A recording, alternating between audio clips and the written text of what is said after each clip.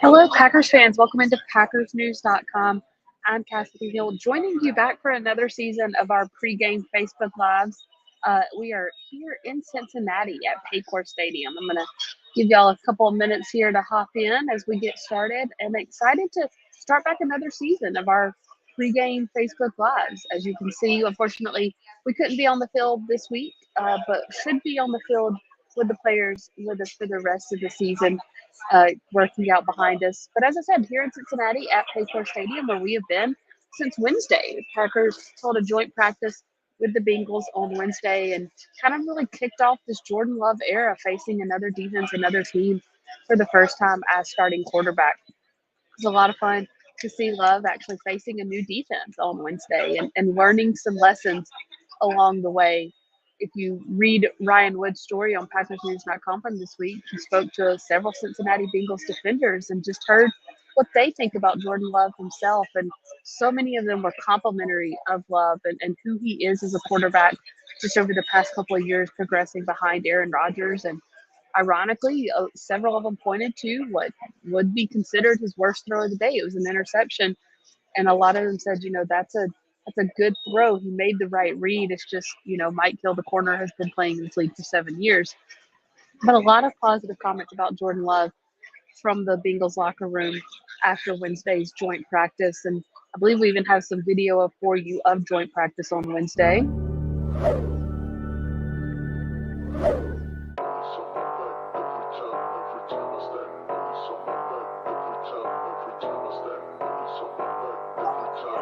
You can kind of see some of the video here of them practicing on Wednesday, joint practice against the Bengals. One of the first times that the Packers have ever done 7-on-7 in practice. They don't normally do 7-on-7, but the Bengals wanted to do so Jordan Love got a little bit of action there, as well as Steve throwing to Patrick Taylor. Christian Watson earlier, he had a touchdown to Romeo Doubs during the day as well. There was a huge touchdown. I think this is what we're going to see right here. Alex Magoo to Malik Keith deep down the left sideline, which was really a good moment for that third-string quarterback too. We saw a lot of moments from Alex Magoo and Sean Clifford on Wednesday, and we're going to see a lot more tonight versus the Bengals in the first preseason game, because as much as Jordan Love needs reps and needs to develop chemistry with these guys, we also need to solidify – the Packers also need to solidify the number 2 quarterback behind Love. Who is that going to be? They released Danny Etling on Sunday, so it is down to Clifford and Magoo. So I think we'll see a good portion of both of them tonight as well. But tonight is going to be a lot about Jordan Love. What can he do? And it's not going to even necessarily be about what he does against this Bengals defense, who is going to have very, very few starters playing, if any. We know Joe Burrow for sure won't be playing. Linda asked chances of Gary playing in the first game. If he's playing by week 1 in Chicago, that would be really, really good news for the Packers. But that's still a few weeks away. It's going to be how he develops. He has been practicing, but again on Wednesday, just as he has been in Green Bay, not in team drills, individual drills only. He's not going to be playing in the preseason. And so I wouldn't be surprised if we see something where it's a slow return for Rashawn Gary, maybe week 1 versus Chicago, and even then, if the game is in hand, taking him out after a few series.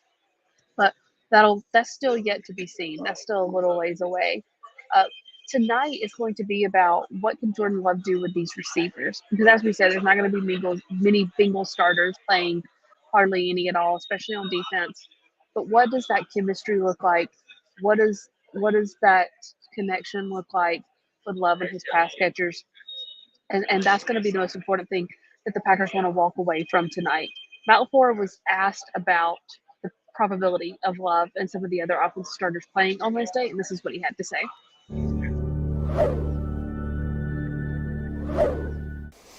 Yeah, that's something that we haven't totally solidified. I mean, we got a plan in place. I think I want to kind of see how this practice goes today, but I would say it's a pretty good chance that they're going to be out there in some capacity. Would you hold? I would think you'd hold Bakhtiari out though. Why would you take that, P? Seems to be the way things have progress? Like I said, we're going to communicate. We'll talk. Dave and I will sit down and we'll formulate the best plan possible. Formulate the best plan possible. That's been sort of the motto with David Bakhtiari over the past couple of years. He did not practice much over the past week or so, even, and did not participate in family night, as you know, as well. And so I wouldn't be surprised if he does not play tonight. But the rest of the starting offensive line should be out there, because if Jordan Love's going to be playing, then that starting offensive line needs to be playing just to keep him safe.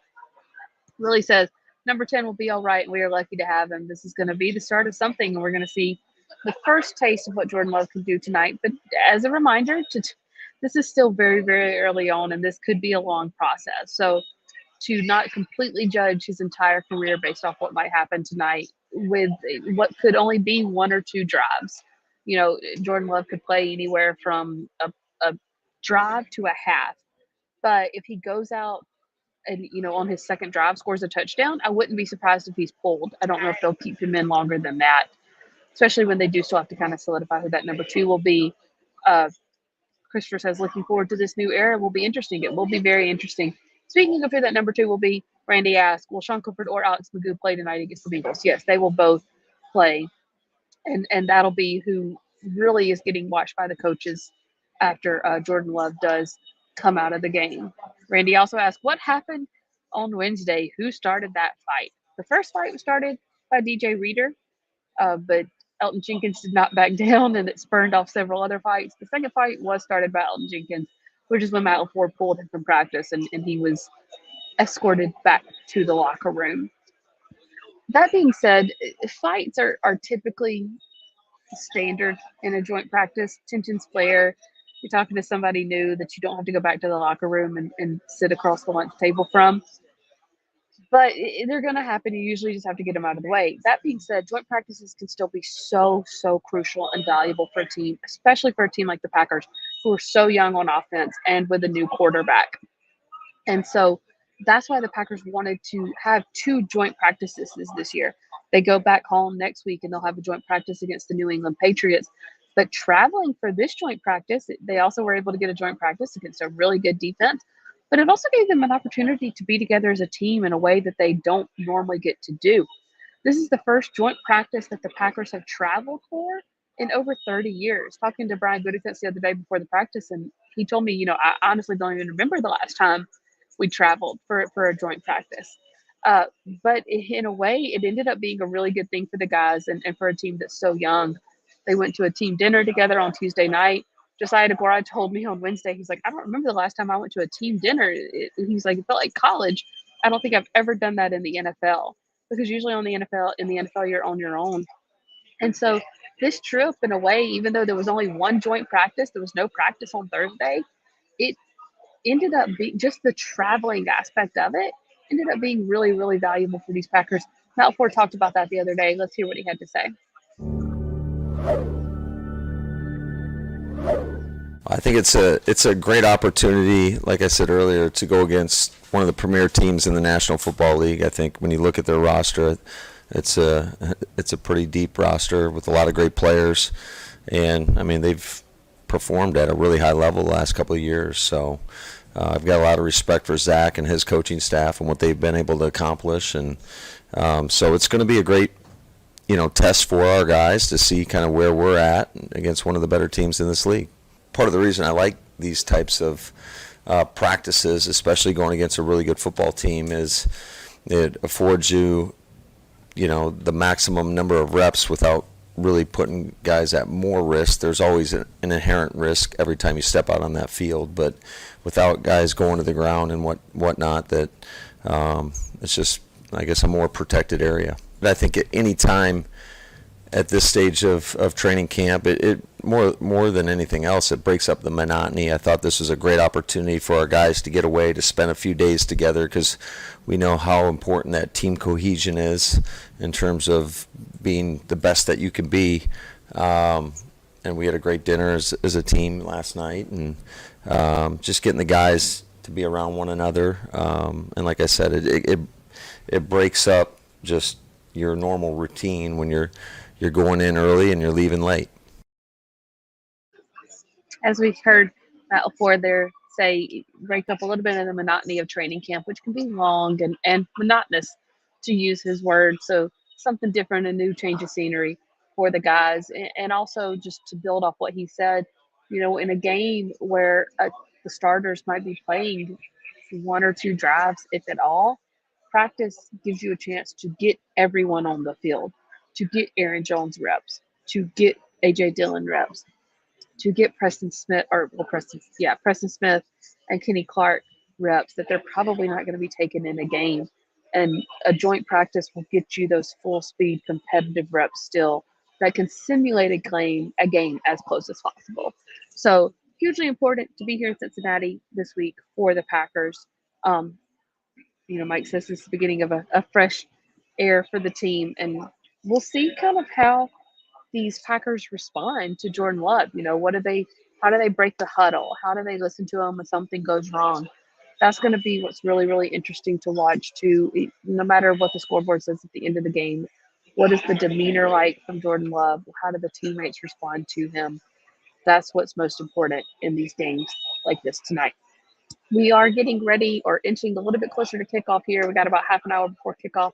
So I'm going to go ahead and go get settled in, let you get settled in as well. You can find this game on NFL Network, and I believe it's on the NBC station if you are in Green Bay. Don't quote me on that, but I'm pretty sure that's where you can find it. Of course, Tom Silverstein will have his live blog going throughout the entire game as well, so make sure you're following that on PackersNews.com. He'll have updates for you, answer questions as well. And then we will have full coverage for you from Cincinnati after the game. We are all here, I, Spoon, Pete, and Ryan, and we will have wrap-up coverage for you from Jordan Love's first preseason game of the 2023 season, and a game for many, many young offensive rookies. And then we will have another Green 19 podcast for you coming in the next few days here, as well as other coverage from the game. Thanks so much, guys. We'll see you next time.